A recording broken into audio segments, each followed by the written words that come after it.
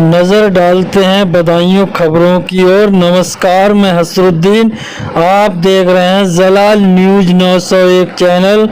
दोस्तों, अगर खबरों से सहमत हो तो चैनल के लिए लाइक शेयर सब्सक्राइब करना ना भूलें। थैंक यू, धन्यवाद।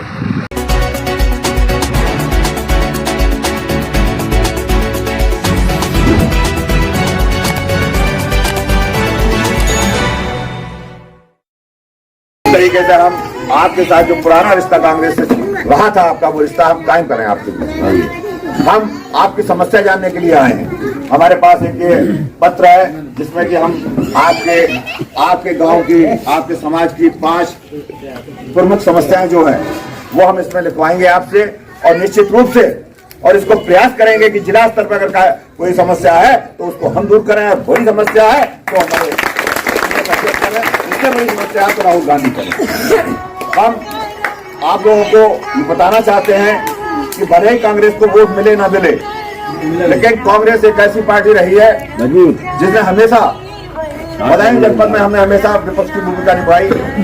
हर अपने पास आने वाले से हमने ये नहीं पूछा कि भाई तुमने कांग्रेस को वोट दिया या नहीं दिया, हमने ये पूछा कि आपका काम क्या है। हो सकता है वो काम हम ना करा सकते हो, लेकिन एक बात जरूर है कि अगर कोई आदमी पहुंचा तो हमने उसकी समस्या सुनी, और अगर हम उसकी मदद नहीं कर सकते उसके साथ खड़े होने का काम हमने किया। मैं आपसे कहना चाहता हूं कि संगठन में बहुत बड़ी ताकत होती है। जितना एक ताकत सत्ता के व्यक्ति में होती है, उतने ही अगर आप मजबूती के साथ विपक्ष में हैं। कलयुग में 3 ही काम होते हैं दोस्तों। आपका सत्ता का जूता है, आपका विधायक जान पहचान का है, मेरे जान पहचान का आपका काम हो जाएगा। आपके पास चांदी का जूता है, पैसा है आपके पास, तो घर बैठे अधिकारी आपका काम भी करेगा, आपसे संबंध भी बनाएगा। तीसरा जूता है जो महात्मा गांधी का जूता कहलाता है, जिससे अंग्रेज भाग गए, उस जूता का नाम है संगठन। अगर आप संगठन की तो मजबूत हो तो किसी की हिम्मत और हैसियत नहीं है।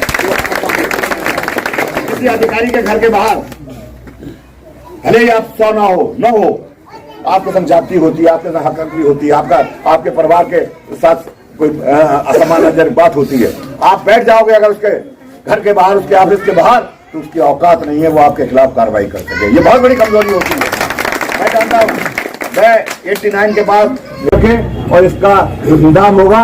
निश्चित रूप से ऐसा नहीं है, मैं कोई भाषणबाज नेता नहीं हूँ कि मैंने भाषण दिया भूल गया। भाषण देने के बाद लोग अक्सर ये कहते हैं कि भाषण हुआ भूल गए। मैं आपसे प्रैक्टिकल बात कहता हूँ कि पहले तो हम जैसे नेताओं से आपका काम ना पड़े, लेकिन जब आप काम पड़े तब आप आजमा के देखना, तब कांग्रेस के लोग आपसे वोट मांगेंगे। अगर हम आपसे आजमाएंगे, मैं आपसे अनुरोध करना चाहूंगा कि आप लोग मजबूती के साथ कांग्रेस के साथ खड़े हो। मैं विश्वास दिलाता हूं कि भले ही कोई बड़ा सत्ता वाला ताकतवर हो, लेकिन आपका बाल बाका नहीं कर सकता। मैं आपसे वादा करता हूं, बस मजबूती है कि आपको खड़ा होना पड़ेगा।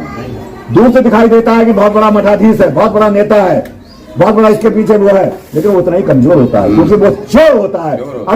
अगर किसी की हिम्मत है, अगर नेताओं में किसी की हिम्मत है, राहुल गांधी की हिम्मत है मोदी के खिलाफ कहने की, मोदी की हिम्मत नहीं कि राहुल जी के खिलाफ कुछ कर सके, औकात नहीं है मोदी की। लेकिन आपको भी उसी तरीके से उसे मजबूती के साथ खड़ा होना पड़ेगा। अपनी बात को बनवाने के लिए, अपनी बात को मजबूती के साथ खड़ी करने के लिए आपको खड़ा होना पड़ेगा। जब खड़े हो गए तो किसी की औकात नहीं है जो आपको दिला सके। और मेरा आपसे यही अनुरोध है, आपसे यही मुतालबा है कि आप लोग मजबूती के साथ खड़े हों। हमारे वीरपाल सिंह आगे हमारे नेता हैं क्षेत्र के, निश्चित रूप से भले इन पे कितनी भी आफत आ गई हो, लेकिन उन्होंने कांग्रेस का दामन नहीं छोड़ा। मैं इनको सलूट करता हूं, और मेरे छोटे भाई की तरह हैं। आप इन्हें समस्या बताइए, ये नहीं है तो मेरे पास आप आइए। हाँ, हकीकत बात यह है कि हम आपके साथ खड़े मिलेंगे। हो सकता है कि हम आपसे पुलिस की पिटाई ना बचा सके, पहले इतनी हिम्मत नहीं है, लेकिन अगर पिटने की नौबत आएगी तो पहले ओमकार सिंह पर गाड़ी चढ़ेगी इसके पास। तो आप इस बात को ध्यान में रखिए कि आप मजबूती के साथ कांग्रेस के साथ खड़े हो, बेखौफ होकर, बेडर से। राहुल गांधी एक ही बात कहते हैं, अबे डरो मत। वही आपसे मैं कहना चाहता हूं कि डरो मत, डरोगे नहीं तो किसी